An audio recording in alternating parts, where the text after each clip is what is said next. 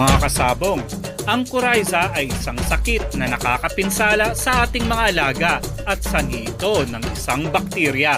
Maaring kumalat pa ito kapag isa sa mga manok ay may sakit nito, kapag ang hangin ay kontaminado at pati na rin ang tubig at patokan ninyo.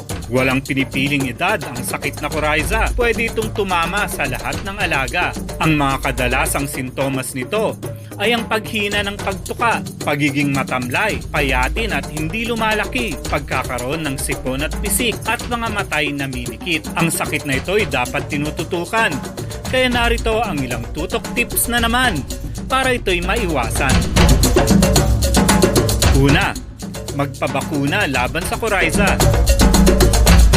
Pangalawa, gawing maayos ang manukan. Linisin itong mabuti at mag-disinfect palagi. At pangatlo, kung may sakit ang isang manok at sa range ito nakalagay, dapat na itong ikal o ihiwalay. Ilan lamang yan sa mga tutok tips na pwede nyong sundan. Ngunit mas maigi na magpakonsulta pa rin sa inyong veterinaryo para maiwasan ang sakit sa manukan. At hanggang dito na lang po muna.